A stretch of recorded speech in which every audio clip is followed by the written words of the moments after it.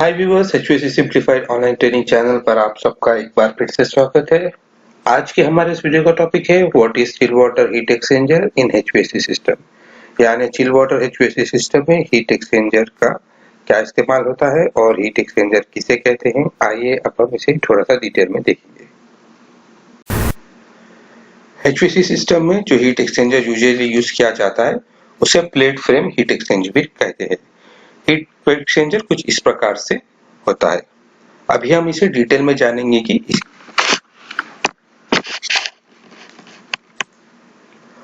what is plate frame heat exchanger. Plate heat exchanger is a device that works with the principle of two different liquids making heat transfer in themselves without contacting each other through a gasket metal plate. यानी plate frame heat exchanger जो है यहाँ पर plate और frame के द्वारा पानी को हीट ट्रांसफर किया जाता है। यहाँ पर एक प्राइमरी साइड से पानी होता है और एक सेकेंडरी साइड से पानी आता है। यहाँ पर पानी के इंडिविजुअल क्लोज्ड सर्क्यूट्स होते हैं जो पानी यहाँ पर एक दूसरे से कांटेक्ट नहीं होता है। यहाँ पर two liquid different liquids making heat transfer in themselves without contacting each other, यानी यहाँ पर बिना किसी कांटेक्ट के यहाँ पर हीट का ट्रांसफर यानी होता है। फॉर एग्जांपल सेम उसी प्रकार से जैसा आपका चिलर में शेल एंड ट्यूब एवापोरेटर्स में होता है। The frame plate heat exchanger is mainly consist of the following. Plate frame heat exchanger mainly चार चीजों से कंप्लीट किया जाता है। For example front end back frame, ये फ्रंट एंड बैक फ्रेम होता है। फ्लो प्लेट्स होती हैं इनकी, यानी ये जो इनसाइड जो है ये फ्लो प्लेट्स कहलाती है। कनेक्शंस यानी तो सप्लाई एंड रिटर्न प्राइमरी और सेकेंडरी साइड से, और इसकी गैस्केट्स। आइए हम सबसे पहले एक स्टैंडर्ड एग्जाम्पल देखते हैं, उसके बाद मैं आपको हीट एक्सचेंजर इसमें किस प्रकार से लगाया जाता है डिटेल में एक्सप्लेन करने वाला हूँ। सबसे पहले आप यहाँ देख सकते हैं एक स्टैंडर्ड वाटर कूल चिलर का एग्जाम्पल है। यहाँ पर आप देख सकते हैं ये वाटर कूल चिलर है। यहाँ से चिल वाटर पंप के द्वारा एयर हैंडलिंग यूनिट को चिल वाटर सप्लाई किया जा रहा है, और ये कूलिंग टावर है जहाँ पर चिल वाटर पंप की तरह कूलिंग टावर वाटर यानी कंडेंसर, एक्चुअली ये कंडेंसर चिल वाटर पंप कहा जाता है, और ये एवापोरेटर चिल वाटर पंप। अब हम देखेंगे एक एग्जांपल प्लेट हीट एक्सचेंजर हम कहां पर इस्तेमाल करते हैं।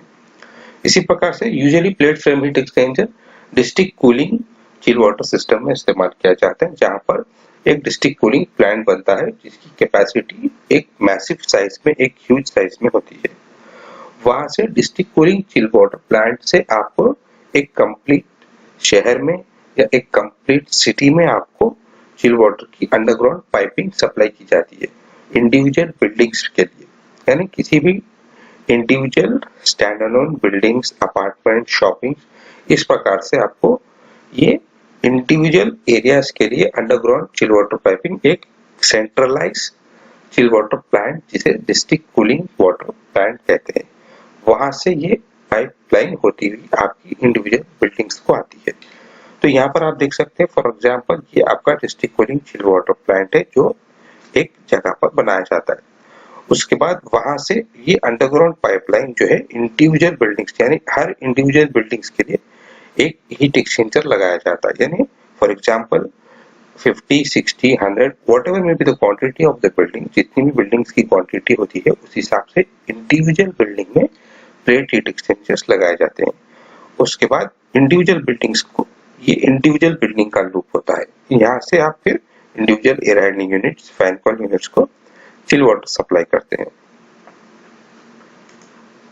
इसके यूजुअली थ्री लूप्स होते हैं। फॉर एग्जांपल फर्स्ट लूप जो होता है रेफ्रिजरेंट विच इज R134 है in the first loop of the chiller, इसे प्री प्राइमरी हम कह सकते हैं, यानी कि हमारे फर्स्ट लूप में आप देख सकते हैं रेफ्रिजरेंट फ्लो होता है चिलर के अंदर।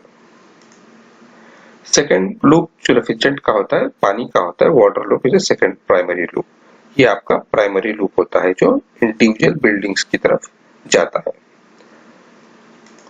थर्ड लूप ये होता है आपका जो, ये भी चिल वाटर लूप होता है जिसे सेकेंडरी लाइन कहा जाता है, ये आपकी इंडिविजुअल बिल्डिंग की चिल वाटर सिस्टम होती है, आपके इंडिविजुअल बिल्डिंग का चिल वाटर सेटअप कहा जाता है। Heat exchanger each and every building के हिसाब से इसको इंस्टॉल किया जाता है फॉर बिल्डिंग स्पेसिफिक रिक्वायरमेंट। आइए अब हम एक एग्जांपल के द्वारा देखते हैं। फॉर एग्जांपल ये आपकी प्राइमरी चिल वाटर लाइन है जो district cooling chill water plant से होते हुए आ रही है, और ये आपकी secondary line to the building की है, यानी आपकी बिल्डिंग की तरफ ये लाइन जा रही है आपके सिस्टम की तरफ।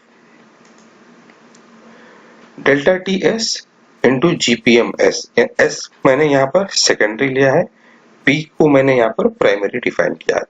For example delta T S into GPM which is equal to delta T P into GPM, यानी इस पाइपलाइन का delta T leaving minus entering, इस पाइपलाइन का चिल वाटर पाइपलाइन का डेल्टा टी यानी chill water entering minus chill water supply, दोनों equal होते हैं।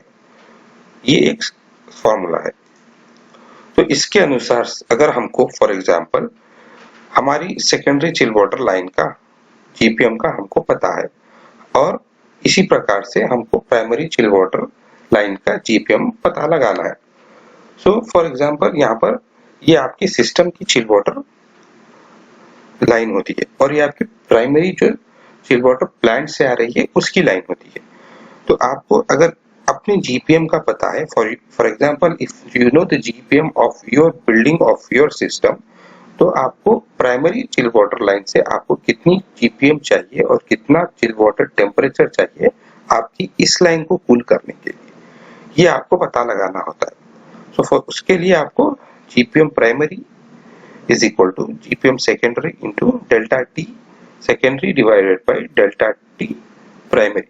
तो इस फॉर्मूले के अनुसार आप प्राइमरी चिल वाटर लाइन का जीपीएम पता लगा सकते हैं, जो आपकी बिल्डिंग की रिक्वायरमेंट होती है बिल्डिंग साइड जीपीएम को ठंडा करने के लिए, आपके सिस्टम को ठंडा करने के लिए।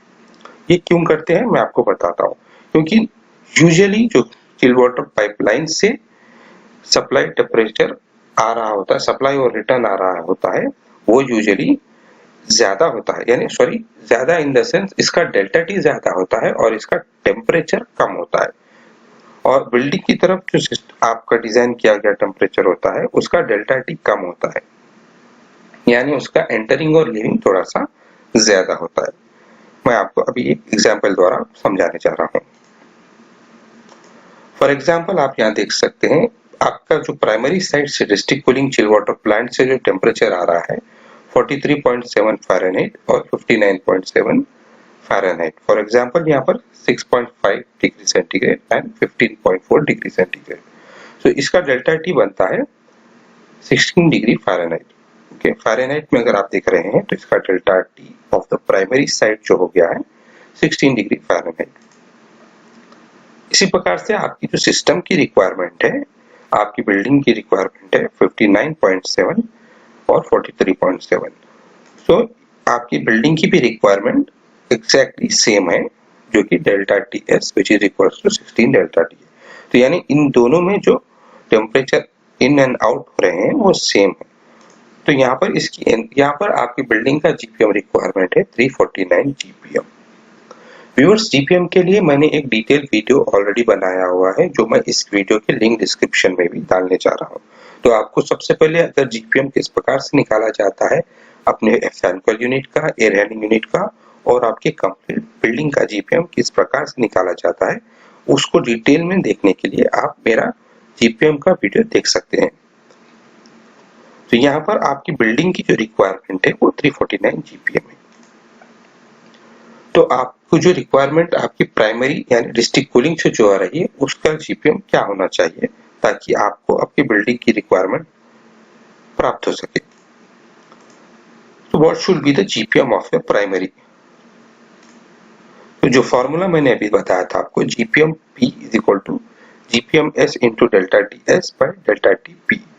तो इसके अनुसार आपका जो जीपीएम है 349 और delta T S 16 divided by delta T P 16। तो आपका जो प्राइमरी साइड से डिस्ट्रिक्ट कूलिंग से जो आ रहा है, आपका जो जीपीएम रिक्वायरमेंट हो गया है 349। यानी इस पर्टिकुलर सिनेरियो में, ऑप्शन में और सिनेरियो में आपका दोनों का जीपीएम इक्वल है।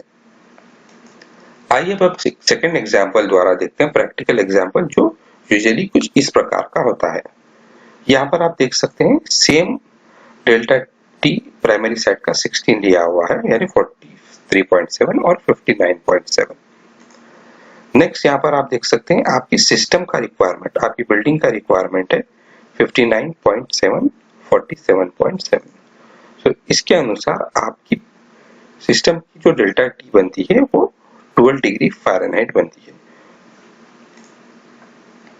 यहाँ पर आपकी बिल्डिंग का रिक्वायरमेंट जीपीएम है 349। इसी प्रकार से आपको यहाँ पर प्राइमरी साइड से जीपीएम जो है आपको पता लगाना है, यानी ये जीपीएम इसलिए आपको पता लगाना होता है ताकि यहाँ पर आपको आपके सिस्टम का जो जीपीएम का टेम्परेचर है उसे कंट्रोल करना होता है। इसके अनुसार what should be the GPM, यानी आप प्राइमरी साइड से कितना जीपीएम चाहिए ताकि आप अपनी सेकेंडरी साइड आपकी बिल्डिंग को प्रॉपर तरीके से कूल कर सकें। तो इसी फॉर्मूले के प्रकार से आप देख सकते हैं GPM is equals to GPM S into delta T S by delta T P. तो यहाँ पर 349 multiplied by 12 delta T secondary divided by delta T primary. यहाँ पर आपके रिक्वायर्ड जीपीएम है 262 फॉर द प्राइमरी साइड, यानी आपके प्राइमरी जीपीएम की रिक्वायरमेंट सिर्फ 262 है from your still water district cooling plant.